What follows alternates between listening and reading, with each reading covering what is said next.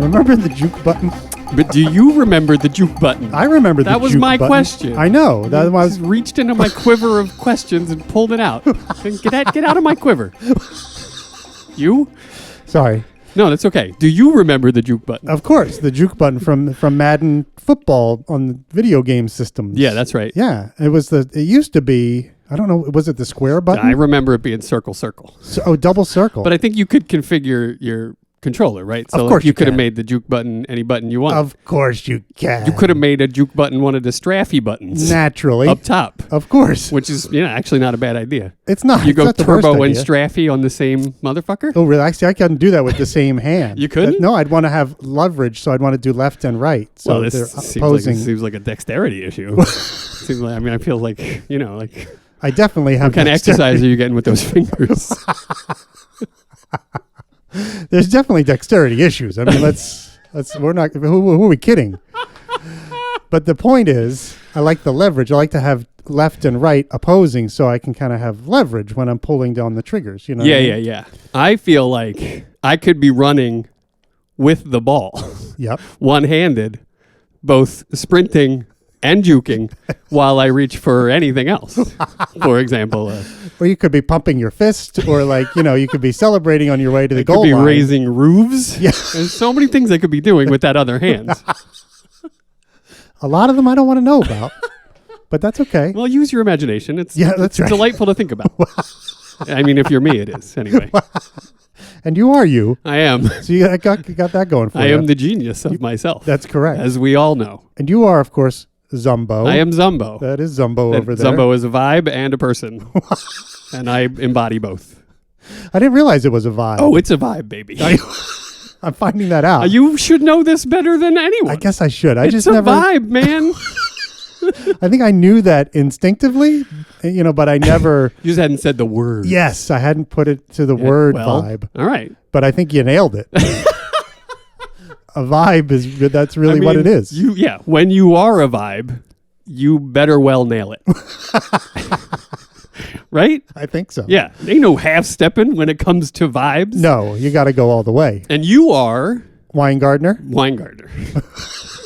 One of the best. Or Bill. You can call me Bill. Or 2 dubs is a thing we often did to cool you up a little bit.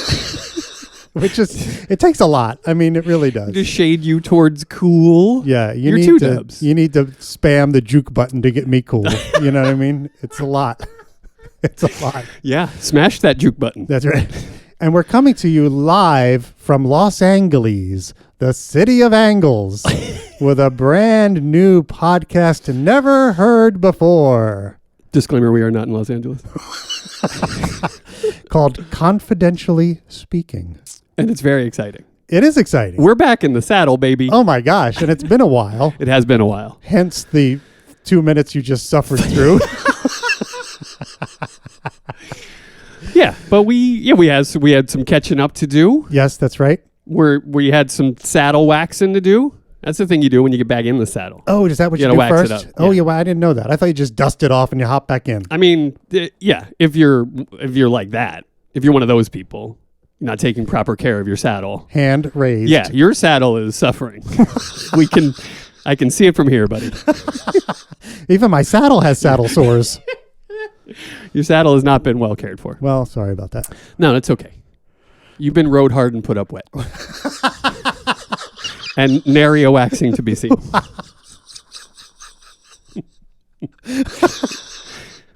I guess that's my fault. I don't know. Okay, whatever. Moving on.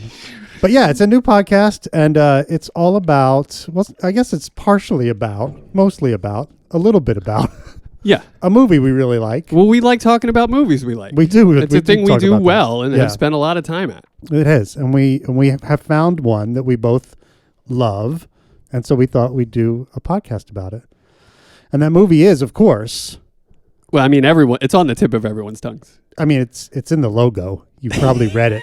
You know what it is. It's L.A. Confidential. L.A. Confidential, one of the finest films ever made in its genre and maybe elsewise. Yeah. Yeah. It's just a great movie. It really is. I mean, even for, I mean, let's face it, it's a dick flick. It really is. I mean, we love guys talking. Yeah. You and I, we love that. We do. We love crime thrillers. And we love noir-y type things. Yep. And this is both of those. This is a shining example of both of those. Yeah. We got complicated characters. We got an intricate plot. We got all the stuff we like. Everything is in there to be talked about. Yeah. A lot of meat to be broken down.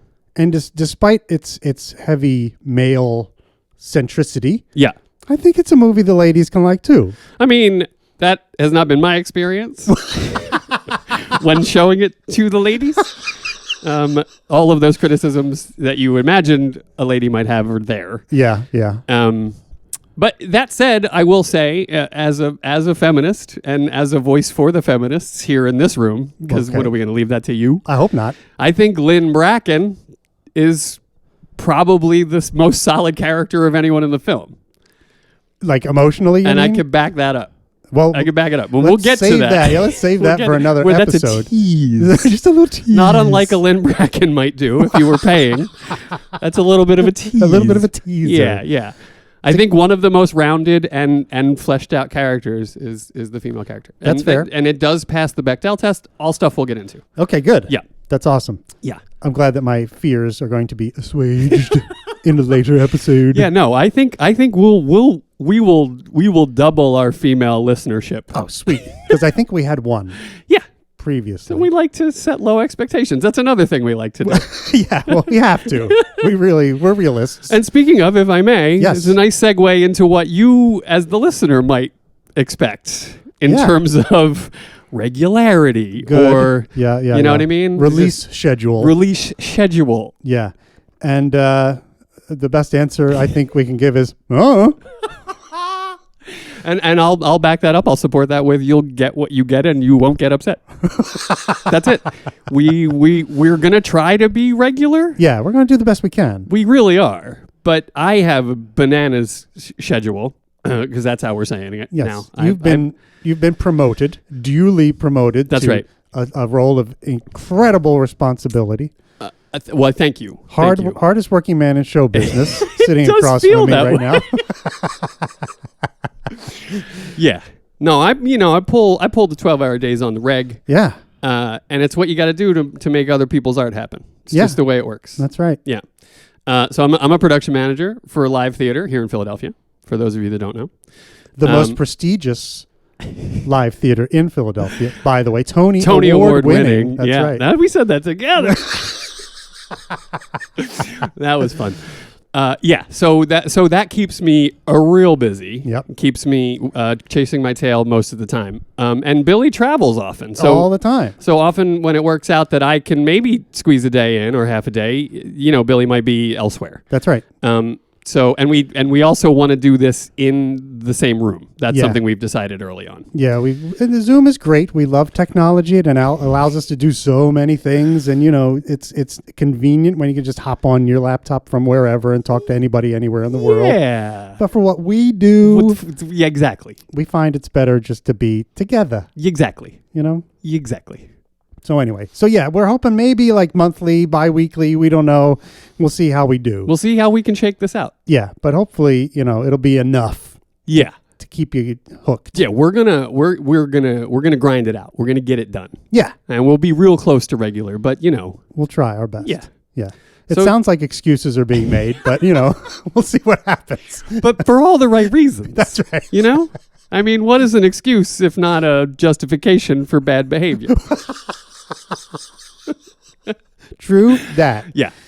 So, it's been a number of years since the last time we were behind the microphones. Behind the mics. Or in front of. I don't know how that works exactly. I guess if you were behind them, it would the off-axis rejection of a no, you're absolutely cardioid right. microphone. You wouldn't really hear anything. It's totally in front of the microphone. That's absolutely right. So since we've been in front of the microphones, it's been a while. It has been a while. Years. So I just like to fill some of our previous listeners in on kind of like let's do it. What happened. Let's do it. What I mean? Yeah, let's do it. Yeah, like we had the pandemic and we were doing episodes over Zoom. That's and right. It just wasn't working. We were really frustrated and it was hard to work together. And Yes, it just was like we were just like, fuck this. Yeah. And we were not nice to each other. Yeah, it wasn't which good. really sucked. It did suck. It really, because I would personally, I was going through a bit of turmoil myself. Yep. My marriage was ending and blah blah blah and all that stuff, which it all feels right now, but at the time it was a dark time. It was for sure. And for all those reasons, pandemic and personal life shit and all that stuff, I just was not a nice partner. I was not an affirming partner. I was not a supportive partner. And I was nitpicky. You at the same certainly time. were. That is the perfect storm of what I was dealing with and who you are. And I think because of the pandemic too, I felt a loss of control over my life, right? Right. Like everything was out of control. Absolutely. You couldn't go outside. It was just crazy times. And I think my anxiety for me was taking me to a point of wanting to have uber control over whatever I could control. Yes. And so I was really controlling and trying to Yeah. steer the ship where I wanted it to go. And it just was a mess. Yeah.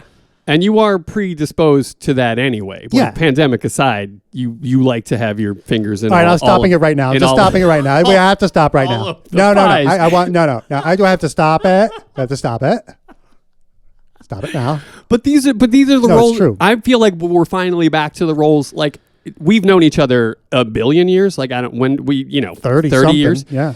Early in our relationship, the roles were very much Zumbo's the fuck up, and Bill's the guy who cares about stuff. So you just let Bill do that thing, Yeah, and yeah. then follow Bill along will with pay it. the rent, and Zumbo will catch up eventually. You know what I mean? Like whatever. It's in the mail, buddy. It's not my fault. It was out of my hands. You'll get it soon. We don't live together, by the way. Just so you know. No, not anymore. No, Once but we upon a did it one time. Yeah, Yeah, we did. Yeah. Anyway, sorry. Yeah, no, that's what. So so the roles. we're back in the saddle, Yep. and we're back to the roles that we started in and we're comfortable in, Yeah, and fantastic. and it feels good. It does feel good. And I remember a few months ago, we never stopped being friends. You know, we just stopped podcasting. That was just the That's right. thing. And not to just we were just dispelling any rumors Well, that might be out there. I mean, in it got tenuous there for a minute, but It did, I but think we we- both came to our senses relatively quickly. Yeah, for sure. But anyway, so during one of our many social gatherings over the years, we talked about podcasting a number of times. So many times. And one time we even had a whole podcast like ready to go. All we had to do was press record. That's right. You know, we had a title, we had had the a whole logo, deal. we had everything. Because there's a lot of shit you got to do before you can actually start For recording sure a podcast. there Or is. you can do the Glengarry Glen Ross Minute where you just figure it out as you go As along. you go, yeah. But we had it all done. It was ready to go, and we just never did it. I don't even remember why. Yeah. But it never happened. I think maybe that was right around promotion time. It could have been. And then, boom, my life just got crazy. Yeah, we just didn't have time. And I quit my former job too, so that might have been part of that. So Yup. who knows? I don't know. Yep. But anyway, more recently, we were Yup. sitting around at a bar like we do, having lunch, because I love to go out to lunch. This guy loves a lunch. I do. I love He's going out to part of the lunch. ladies who lunch. And he loves it. Unlike George Arano, I'm always willing to go to lunch. You don't have to ask this guy twice or 7 times. You owe the tip jar. I think. Is that a question? A quote though? That was No, not it a quote. wasn't. Yeah, we have to clarify. We do. Yeah. But I think it's quotes only. Yeah. Okay. References are okay. Okay. Anyway, we'll get to that in a minute. Well, let's do it now. So we decided for this We podcast must have a because clarification session one of these days. we're going to do it right now, yeah. boyo. Yeah. We decided that because we did all that David Mamet stuff in the Glengarry Glen Ross, we had 2 Glengarry Glen Ross podcasts. Massive successes, by the way. Swept over the cultural landscape for several years. People were talking about it. Yeah. Several people. Several. So maybe dozens. I don't know. 7 or 8 at least. At least. Yeah. Including us. Yes. So we decided that for this one, since we're doing something new, we're going to concentrate on LA Confidential. So if we quote Glengarry Glen Ross accidentally or on purpose, which we do a lot, then you're going to have to put $1 in the tip jar. Yeah. And we're going to run a tally. Yeah. And then we haven't figured out what we're going to do with the money. Well, we'll give at it the to end. charity We'll or give it to somebody or whatever. One lucky listener. Maybe a lucky listener. One lucky listener. And let's face it, most of our listeners are charity cases to begin with. So But also lucky. they're so lucky. Lucky to be on the other end of this in all its glory. That's right. But anyway, we're sitting at a bar, we're chatting, chit-chatting, and I said to Zumbo, this is how I remember it anyway, you correct me if you have a different recollection. Oh, you know you don't have to ask me to do that. But I said, hey, you know what movie I watched the other day, which I think is really good? And he was like, what? And I said, L.A. Confidential. Yeah. And I watched as like Zumbo's entire head like separated from his neck. It's so true. And like danced around the bar a little bit. My head was blown. Reconnected to his neck. Yeah. And I was like, What? What's up, buddy? What's going on? And you said you had this bizarre obsession all of a sudden with LA Confidential. Well, there it is. It had been like maybe 6 months old, and I hadn't really talked about it to people because it's embarrassing. Like I talked to one other guy about it at work, and he still makes fun of me for it. Like on my way out, he'll be like, "Enjoy LA Confidential, you weirdo." How dare he? What a judgmental bastard. And several of those times I've been in my head being like, I'll go home, I'll watch LA Confidential. It would be great, you know? So yeah, I got into this cycle where I was watching it like weekly and sometimes bi-weekly. And I was doing that thing I did with Glengarry where I was just having it on and while I went about my business. You know what I mean? Like tidying or doing dishes or, it's in the earbuds and I'm listening to the movie. Yeah. Like it just became a constant in my life. I was... The themes of it kept popping up in my life, and I just kept wanting to engage with it. And there are some theories as to why, and that sort of leads into the other portion of this podcast, which is like chasing down what this obsession is and what it was born of. Right.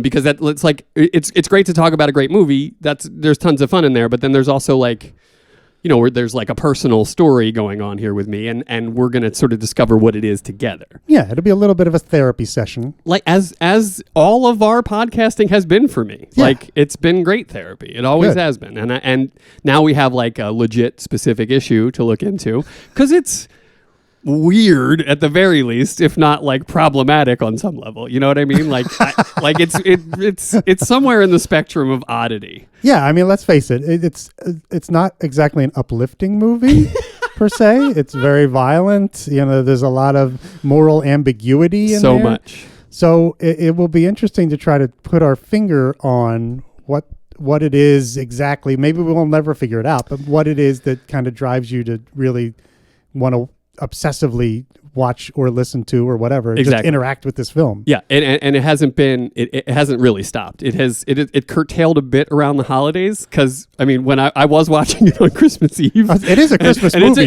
I was like, well, there's a lot of Christmas stuff in here. There really is. Yeah. I mean, tons of stuff. So.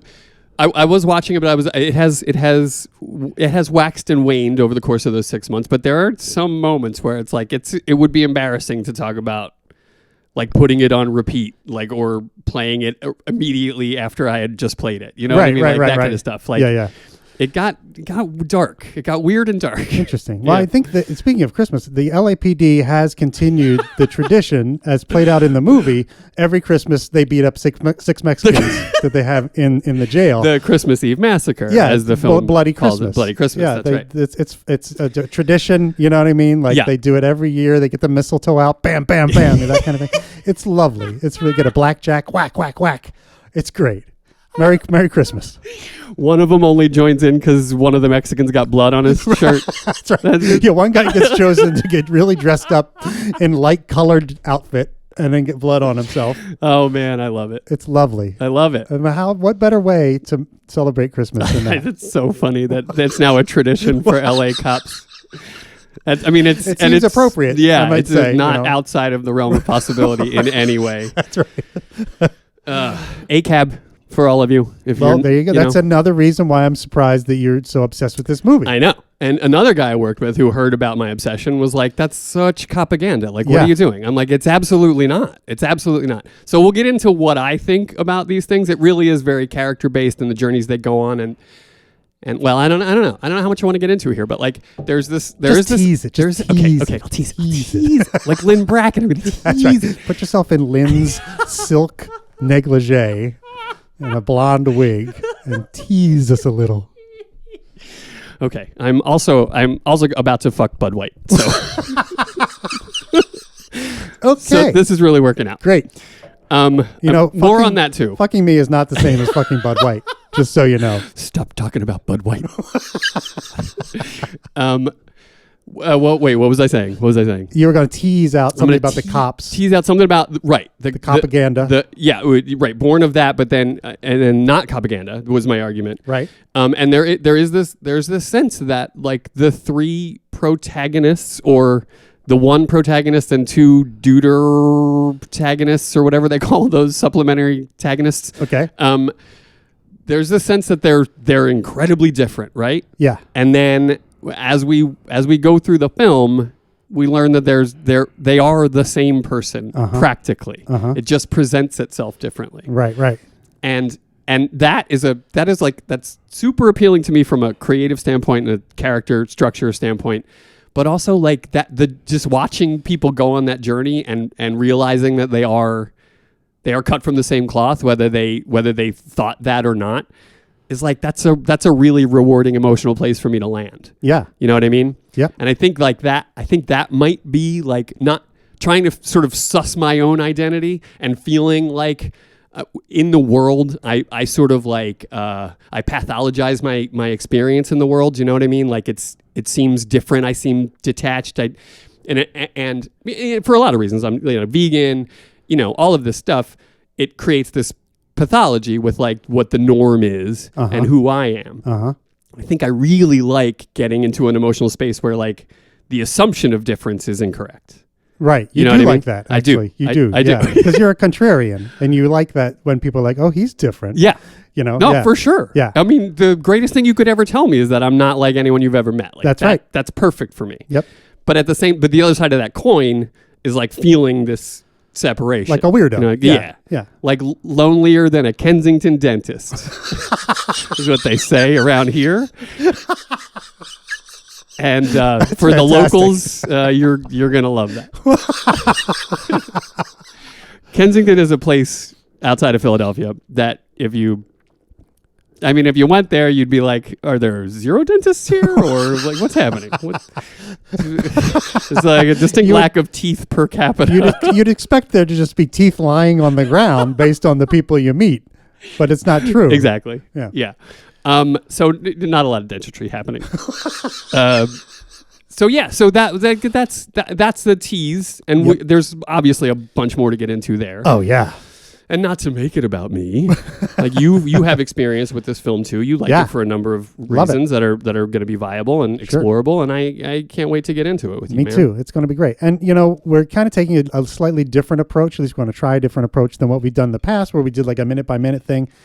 We felt like that might be a little bit. I don't know. We did that. That's how I feel anyway. Like we did that. We're done. That's my whole thing. I did that. I'm done. I don't want to do that again. I don't want to become good at anything. No, I love it. I just want to keep doing shit. And what did I do when you brought this to me? What did I do? You said yes. What I do? You said yes. And and then off we go. Yeah. So I said yes. I'm skeptical. I feel like it could feel like it's a little out of sorts. Yeah. Because chronology is important in storytelling. It is. He says with a tone that insinuated, not so much though.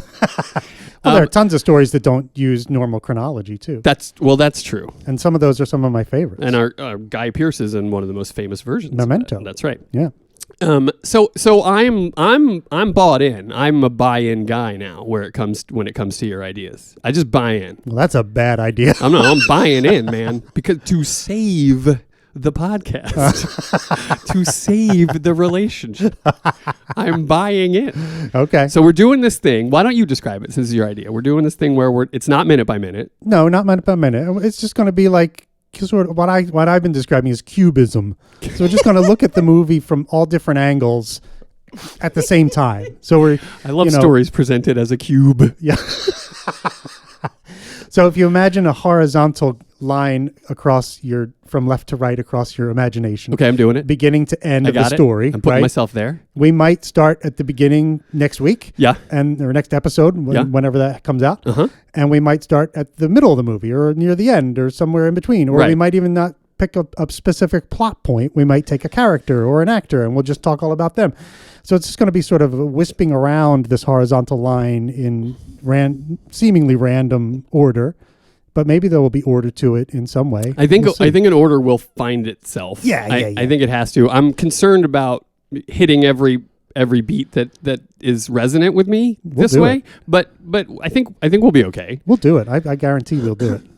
You're sure? Yeah. You're gonna track this memento version of the podcast. Like, did we already talk about this? Did we miss this part because we jumped around so much? No, we'll know in our hearts.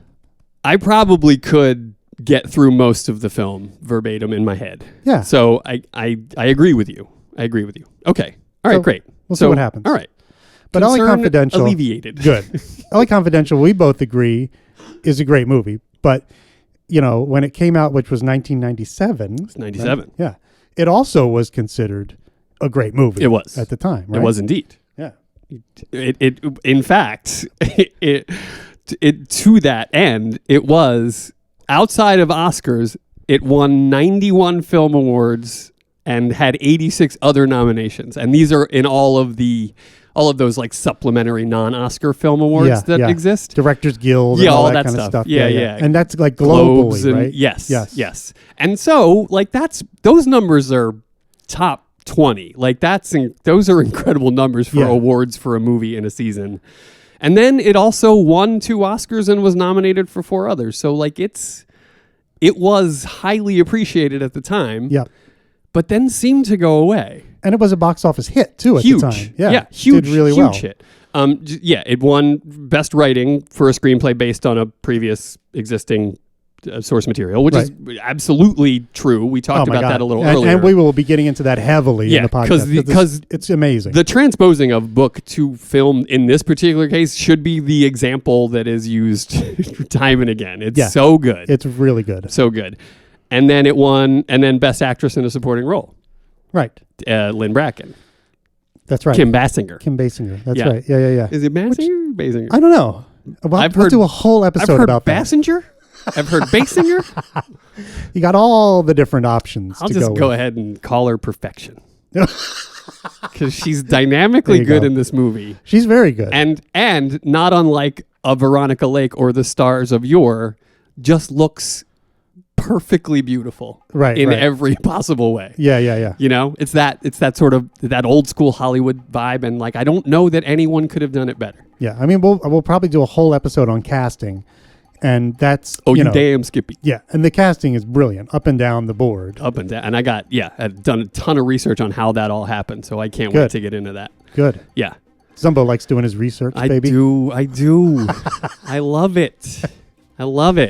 I'm doing this deep dive, baby. Yeah, well, and I'm doing it with my buddy. I know, this is going to be great. It's going to be great. So we hope that you will, join us for this. I hate to say journey because I hate that word. For this, what's wrong with journey? I don't like it when it's used in that conteest. Like, don't stop believing, I'm on a journey. baby. I like it then. I mean, if you're talking about the band, I'm in. But when people say, I went on a journey of self-reflection or whatever, I mean, I hate anything like that.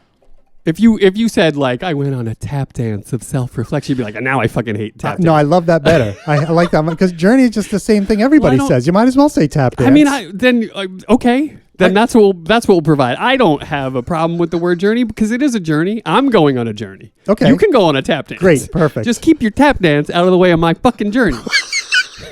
I will tap dance parallel to your journey. That's right. Yeah. And if there should be any intervening, I will ask you kindly to shuffle off to Buffalo.